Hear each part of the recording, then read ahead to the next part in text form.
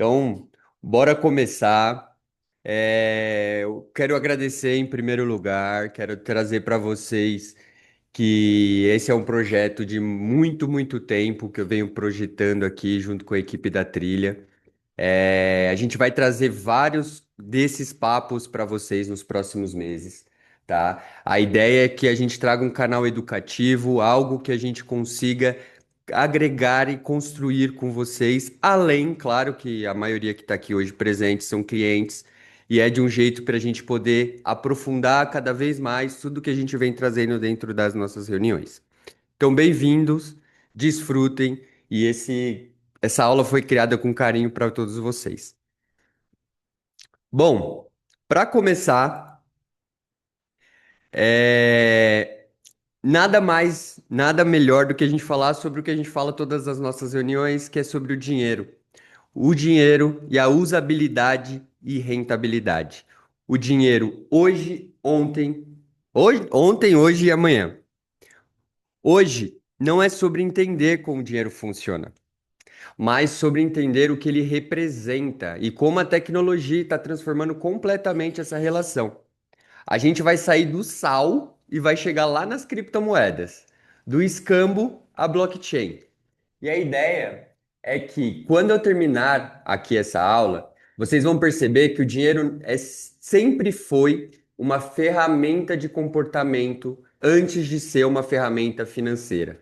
O que mudou ao longo dos séculos não foi o dinheiro, foi a forma de confiar. Tudo na nossa vida era troca direta, né? O escambo. O valor dependia da necessidade. Eu tinha o peixe, você tinha a fruta e a gente trocava.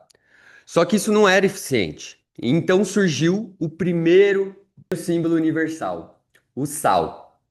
Ele conservava alimentos, era escasso, essencial, virou moeda. E foi daí que surgiu a palavra salário, porque o pagamento era em sal. A partir daí, a gente teve uma descoberta, os metais preciosos, principalmente o ouro. Não era uma forma de padronizar, mas ele passou a ser porque o ouro era escasso, difícil de falsificar e aceito em qualquer lugar do mundo. No meio disso tudo, em 1602, nasceu a primeira bolsa de valores do mundo em Amsterdã. O mundo descobriu que as empresas podiam virar capital. Pela primeira vez, pessoas comuns podiam participar do crescimento econômico das empresas e suas atividades. Com esse crescimento do comércio, carregar ouro ficou muito perigoso. E a solução, qual era? Criar um papel, moeda, que não tinha valor próprio, mas ele representava o ouro guardado nos cofres dos bancos, das instituições. Aqui a confiança deixou de ser material e passou a ser institucional. E é aqui que eu digo: eu confio que esse papel vale o que o governo diz que vale. É aqui que nasce o conceito do dinheiro fiat, valor por decreto. E a partir daí, 1971, o padrão ouro deixa de ser aplicado e passa a ser papel moeda, dinheiro fiat. As transferências ficaram mais rápidas, bancos ficaram online e empresas começaram a competir de formas gigantescas, como no surgimento dos cartões, na década de 90. Chegaram de uma forma avassaladora, e eu que o diga nas planilhas dos meus clientes, né? Que esses cartões aí, meu Deus do céu. É... Porém, nesse momento que a ascensão da internet começa a tomar conta, né? Começa a infectar tudo. 2008 tivemos um marco histórico na crise financeira. Nós tivemos, né? A crise financeira global. E foi aí quando Satoshi Nakamoto percebeu que as instituições não poderiam ser 100% confiáveis e ele cria o Bitcoin. Não como um investimento, mas como uma reação ao sistema, um manifesto, um dinheiro sem governo, sem banco, sem plataforma, sem fronteiras. A proposta sempre foi simples: um sistema financeiro sem centro, sem intermediário e sem autorização. É nesse momento que a gente começa a entender que o sistema financeiro sem centro, sem intermediário, pode acontecer, pode existir. E uma moeda não baseada de um Estado, mas sim em um código na matemática e no consenso. É o primeiro dinheiro na história que não precisa de ninguém para existir. E aí chegamos em 2025, né, no aumento gigantesco do número de blockchains sendo exploradas, né, as empresas sendo tokenizadas, os governos estudando moedas digitais, CBDCs, bancos usando blockchains nos bastidores, tudo isso acontecendo.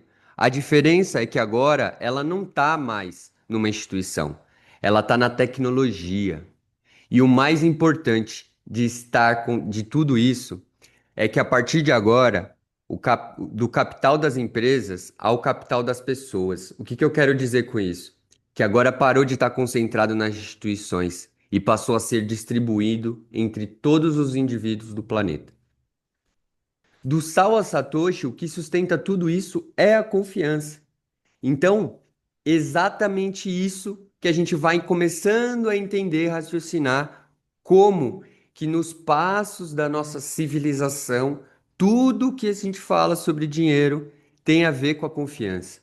O dinheiro é a tecnologia mais antiga da sociedade e, paradoxalmente, a menos compreendida, não é mesmo, galera? Ele começa lá como símbolo de troca, quando o ser humano percebia que padronizar valor precisava padronizar valor para sobreviver. Depois ele passa para um símbolo de confiança, quando o papel passa a representar o ouro guardado. E com isso, o digital vira código. O valor deixa de ser físico e passa a ser só informação. Repara, cada frase, cada fase do dinheiro, ele surgiu por algum motivo humano. Segurança, velocidade, praticidade, liberdade. O ouro resolveu a necessidade. O sal resolveu a conservação. O ouro a escassez, o papel o transporte, o Pix a velocidade e hoje a blockchain vai resolver uma coisa que a gente está bem complicado ultimamente, confiança. É exatamente isso. Pela primeira vez, a confiança não está mais no governo. Ela passou a ser da matemática, na transparência e na programação. O Pix, a gente não pode negar que foi o maior salto da usabilidade. Antes a gente fazia aquelas TEDs, né, aqueles docs que caía, demorava dias, nem vou falar do cheque, tá? Mas agora a gente faz um Pix em minutos, segundos. E ai, minhas planilhas também, que socorro, que essa categoria aí. Nossa senhora, é Pix para. Todo mundo tem Pix hoje em dia. Então, é ótimo. Porém, repara numa coisa: mesmo com Pix, ainda tem um intermediário. Você depende do banco, você depende da bandeira, você depende da sua conta, você depende do sistema do Banco Central. É rápido, mas ainda não é livre. E aí vem o próximo passo da evolução, a blockchain. Como o Pix, o blockchain também é instantâneo, mas é diferente do Pix, é que você não precisa de ninguém no meio. A primeira vez na história que a gente consegue fazer isso, uma transação de pessoa para pessoa sem uma instituição, sem um banco. O Pix acelerou o dinheiro. A blockchain liberta. Então, vamos entender o que é essa tal de blockchain aí, porque esse nome é bonito, soa bonito, mas para que serve, né? A blockchain, eu quero que vocês imaginem um livro caixa. Esse livro caixa, toda transação é anotada. Ele fica guardado num cofre. Só que esse cofre, ele fica copiado em milhares de computadores ao redor do mundo. E se alguém tentar apagar ou alterar uma única página, todos os outros computadores da rede mostram a verdadeira. Isso é blockchain. Cada transação vira um bloco. Cada bloco carrega uma informação do bloco anterior. E isso cria uma cadeia impossível de adulterar. Para fraudar esse bloco, a gente teria que fraudar todos ao mesmo tempo, em todos os computadores da rede. Eu não vou dizer impossível, porque o ser humano consegue fazer coisas absurdas, mas concordam comigo? É aqui que o blockchain se mostra diferente de tudo. Ele não depende da confiança numa instituição. Ele não depende da confiança no código. A confiança que antes era institucional, agora é matemática. Antigamente, o valor do dinheiro era no ouro guardado. Hoje ele vem da transparência. Hoje ele vem da informação. E o melhor de tudo, qualquer um pode conferir isso. Está aberto, livre, na internet. A blockchain, ela é imutável. O que foi registrado não pode ser alterado. É descentralizado. Não tem dono. Transparência. Tudo é verificável. Segurança criptográfica. Validação matemática. Não tem ser humano por trás. Consenso. Regras claras e automáticas. Bom, para finalizar ainda, é 24/7. Trabalha todos os dias, todas as horas, o momento que você precisar, está lá. E por que tudo isso importa para gente? Instituição pode falhar, sistemas podem ser manipulados, desligados, podem não acessar, os bancos podem quebrar, governos podem controlar moedas, mas a matemática não mente. O blockchain, ele não pede confiança, ele prova. Quando a gente está falando sobre criptomoedas, blockchain e esse mundo todo, eu vou voltar para a gente poder começar a entender sobre o que é esse mundo. A blockchain, como eu falei, é o livro caixa, né, onde é tudo registrado. Mas o que está nesse livro caixa? A gente tem duas atmosferas: as criptomoedas e as stablecoins. No primeiro ponto, as criptomoedas, como o Bitcoin, Ethereum e Solana, são projetos, são tecnologias. Elas têm função, escassez, propósito. E por isso flutuam de preço, como as ações das empresas, que estão sempre crescendo. Pegamos alguns exemplos: Nvidia, Google, Apple, são ativos, ao mesmo comparado às criptomoedas. Já as stablecoins são totalmente ao contrário. São moedas que têm valor pareado ao dólar, um para um. O USDT, o USDC, DAI e por aí vai, tem várias. Elas não existem para subir de preço. Elas existem para trazer estabilidade, liquidez e velocidade global. É como se fosse um Pix mundial, só que movido na blockchain. As criptomoedas trazem a liberdade, a stablecoin, a estabilidade. E com isso, eles trocam e fazem com que todas essas negociações estejam ali na blockchain. Então, se fosse para ser comparado, a gente podia colocar criptomoeda, que é igual à somatória de ação, ouro, tecnologia. Tudo isso é um bolinho que fica ali na parte chamada criptomoeda. As stablecoins é o dólar bombado, é o dólar com superpoderes, é a nova geração do dólar. Ele vem nesse mundo digital. E aí, Gui, beleza? Estamos entendendo, blockchain é o livro caixa, criptomoedas são as ações, apostas e tudo mais, e a stablecoin é o dinheiro de circulação desse novo universo. Como isso é aplicado na prática, né? Para quem estava comigo nas últimas reuniões, eu comentei que recentemente eu viajei para Orlando e nessa viagem eu levei o SDT, Bitcoin, XRP, enfim, uma infinidade de coisas que eu fui encontrando e entendendo que era um bom momento para comprar.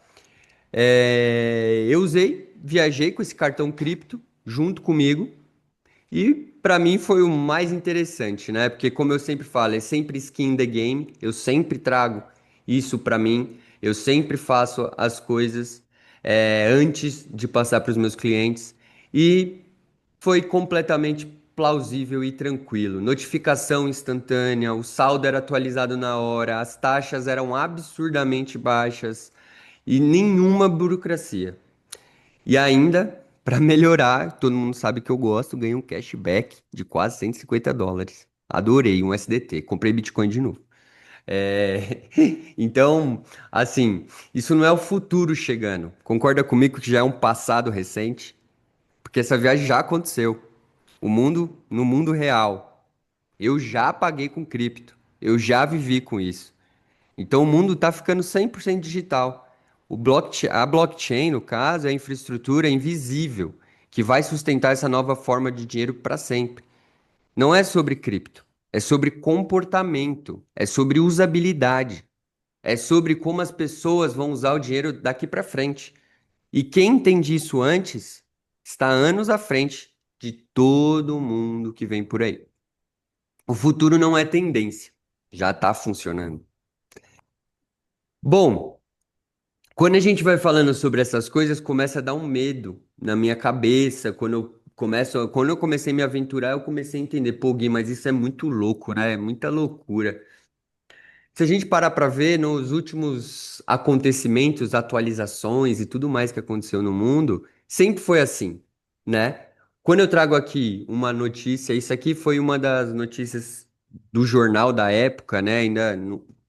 Com relação no século XIX, que investir em bolsa era considerado um absurdo. Os jornais chamavam bolsa de bolha, de cassino. Hoje é óbvio que investir em ações faz sentido, certo? Só que ao mesmo tempo, a gente tem os cartões de crédito, que chegaram na mesma velocidade, as compras online que eram desconfiadas, na internet de escada, que tocava o telefone e caía a internet, mas a gente tem. Virou normal, agora é um aplicativo, 2 cliques. Ai meu Deus, de novo, esse negócio de compra não dá pra mim. Me dá um negócio aqui nos clientes. Mas voltando, no começo tudo parecia inseguro demais, arriscado demais, avançado demais. E hoje é exatamente isso que vem acontecendo com o mundo cripto. E não é porque elas são ruins, é porque o cérebro humano, ele interpreta inovação como ameaça.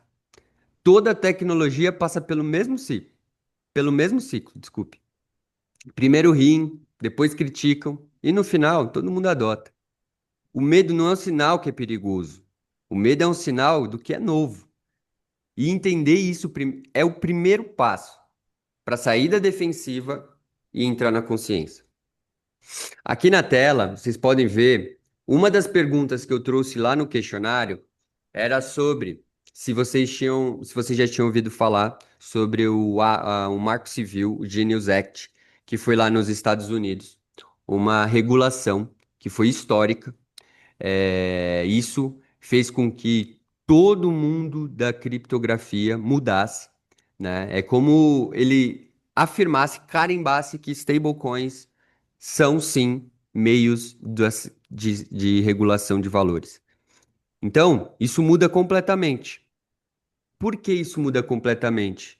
Vamos entender um pouco quando a gente pensa nos maiores bancos do mundo, né? O JP Morgan, ali em 2023, não muito longe, eles soltaram uma nota que os clientes estariam proibidos de usar cartão para transferências para comprar cripto ou fazer transferências para comprar cripto. Genius Act, tchanã! 2025, eles começam a trazer projeções absurdas para o Bitcoin. Tô querendo vender alguma coisa, né? 170 mil? Bom, isso é só para a gente ver como o mercado funciona, como a mídia funciona dentro do mercado financeiro. Eu não quero trazer, aumentar esses casos, mas a gente precisa entender para não ficar lendo notícia, que é resultado. Lembra sempre, todas as vezes a gente precisa entender o movimento do dinheiro. Então, a inovação verdadeira, primeiro ela vai enfrentar resistência e depois ela vai começar a se tornar normalidade. Os dados atuais, que estamos vivendo agora é o ciclo mais maduro da história do Bitcoin, tá? Eu acompanho o Bitcoin há muitos e muitos anos e esse, de forma total, é o mais maduro.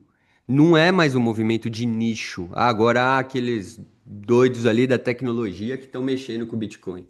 Não, a gente tem várias coisas acontecendo, como, por exemplo, ETFs aprovados, é um tsunami de liquidez institucional.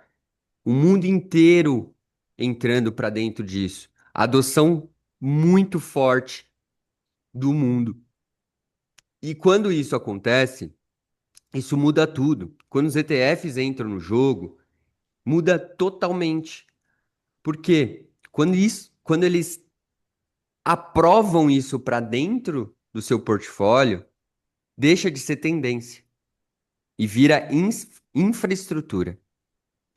O tsunami dos ETFs são um ponto sem retorno. A BlackRock, a maior gestora do mundo, não vai colocar 50 bilhões em algo que pode dar errado, né? O ETF de Bitcoin, ele começou a ser embalado num produto tradicional e acessível para qualquer investidor. Fundo de pensão, empresa, banco, absolutamente tudo. E isso só não muda o preço, isso muda a legitimidade. Além do Bitcoin alcançar os famosos 1, 2, 3 mil dólares, né? O Bitcoin recentemente bateu em julho de 2025 123 mil dólares. E é normal alguém pensar assim, pô, mas ficou caro demais, Gui. Vamos olhar para o outro lado? Nos últimos anos, a gente teve o maior recorde de dinheiro impresso da história moderna. Estados Unidos, Europa, Japão, China, todos eles expandiram a sua base monetária. Em trilhões, eu nem sei quanto que é isso, mas é trilhões de dólares.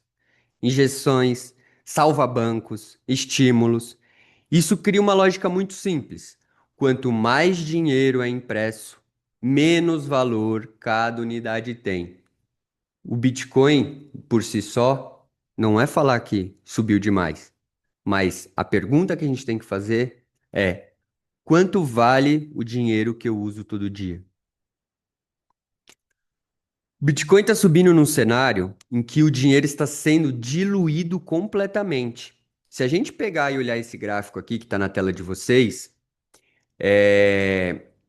nos últimos 5 anos, que é esse recorte aqui, ó, desse telinha aqui, foram impressos quase 26 trilhões de dólares. Ou seja, imprimiu-se nos últimos 5 anos mais dinheiro do que tinha em circulação nos anos 2000. Isso é um impacto muito grande para a gente entender o que vem acontecendo. O índice de oferta monetária do mundo chegou a 142 trilhões de dólares. O que que significa isso? Todo o dinheiro do mundo está circulando. Então, temos 142 trilhões de dólares circulando no mundo. Em 2000, a gente tinha 26 trilhões.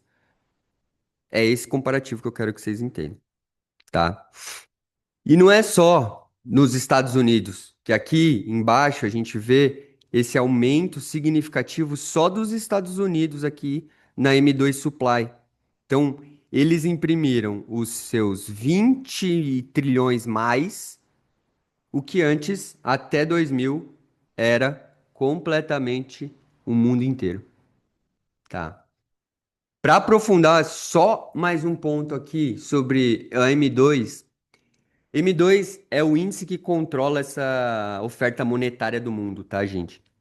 Aqui vocês podem ver que não é só os Estados Unidos, né? Se você ver, os Estados Unidos é o terceiro que ali, o terceiro que mais imprime, tá no top 3. Mas olha quem tá lá em cima: Canadá e China. A China é tão tecnológica, imprime tanto dinheiro e, né? Então, assim, gente, como eu disse, o mundo todo está começando a ter inflação. Preço do Bitcoin, ele mede isso. Ele mede inflação. Então, é muito importante a gente entender que nada vai fazer isso mudar. Nada vai fazer isso ir para trás. Como eu disse lá atrás, nenhuma empresa coloca 50 bilhões de dólares. movimenta mais dinheiro do que movimenta nos seus fundos de ouro, se não acreditar no que está acontecendo. Bom, chegamos aqui no último bloco da aula. Falei que ia ser rapidinho para todo mundo, né? Vocês não acreditaram. Vou passar um pouquinho sobre a estratégia trilha, tá? Para vocês entenderem aqui como que a gente vai seguir. Eu sempre comento que quem guarda protege, mas não faz crescer, né? Acumulador. Rentabilizar é o que coloca o dinheiro para trabalhar por vocês, não o contrário. E a rentabilidade não tem a ver com sorte, aposta, tiro certo. Tem a ver com fluxo, método, processo e consciência. O papel da educação financeira é exatamente esse: entender o jogo antes de entrar em campo. Rentabilidade não é milagre, é método. O ecossistema cripto, ele funciona em três etapas, tá? E agora a gente vai para a finalização com relação a como funciona todo esse monte de coisa e eu vou passar para as dúvidas logo na sequência. Gente, então, voltando tudo e refrescando a nossa memória desse monte de informação, que foi até sal, vocês descobriram que hoje salário vem de sal, loucura, né? Mas vamos voltar aqui. O Bitcoin e o Ethereum, eles sempre serão fundação, tá? Eles são os ativos com escassez, tudo que foi criado já existe e não tem como, é imutável, como eu disse. Segurança e tecnologia comprovada. Segundo, são as stablecoins, que são o caixa, dólar digital, reserva. Vocês podem enviar isso para qualquer lugar do mundo em instantes. Vocês podem viajar com isso para qualquer lugar do mundo em instantes. Tudo isso foi pensado como a gente para de gastar à toa e começa a deixar esse dinheiro no bolso de vocês. E o terceiro aqui, ponto, né? São as altcoins, que quem não gosta de risco, corra para as colinas, porque isso aqui é socorro, Deus nos acuda. Não serve. Tem muitas dessas coisas aqui que não servem para nada, tá, gente? Mas é aqui que mora a inovação, né? O risco, multiplicadores. Quando você combina essas três camadas, você tem algo estável, líquido e com potencial, né? E é simplesmente esse método. Quando a gente pensa, conhecimento primeiro, então vou entender o que eu estou comprando, não vou comprar o que eu não sei, eu vou ter um método, eu não vou ficar me aventurando em, ai, putz, vou ver aula no YouTube agora como eu vou ser trader das criptomoedas. Não, pelo amor de Deus, gente. Aportes regulares, DCA, compra todo mês. Se tá todo mundo desesperado querendo comprar, como eu sempre falo, não é hora de comprar. Quando tá todo mundo desesperado querendo vender, porque tá tudo caindo, é aí que a gente vai começar a olhar. Gestão de risco, então nunca maior do que a carteira, não vai ficar milionária ou milionário. Aqui é uma visão de nova forma de utilizar o dinheiro. A gente vai investir, sim, porém, lembra, o dinheiro vai movimentar desse jeito. Vamos começar a aprender a movimentar o dinheiro desse jeito. Vamos fazer esse movimento na vida de vocês. Façam com que isso funcione para depois entrar de cabeça. Ninguém aqui abre uma conta num banco desconhecido e já vai fazendo investimento lá, já coloca 200, 300, 400, 1 milhão de reais direto num banco. Você se aproxima, você entende, você começa a ver como que são as coisas, como funciona, para depois colocar o dinheiro que seja o dinheiro do tamanho do seu risco. Então, por favor, sempre entendendo, tendo clareza e tendo um propósito. Não vai entrar ali achando que você vai ficar milionário da dia para noite, porque isso é um ponto fora da curva, como em todos os outros aspectos que a gente tem na vida, tem gente que é um ponto fora da curva. Vai acontecer aqui também, mas não tragam isso para a realidade de vocês, tá? E aqui a gente colocou um modelo mais ou menos do que a gente segue, só que, lembrem, cada pessoa tem o seu. estilo de risco, sua gestão, seu conhecimento, e por aí a gente vai indo com os nossos clientes um a um, tá? Por fim, não é sobre correr atrás do dinheiro, é sobre entender como o dinheiro se move.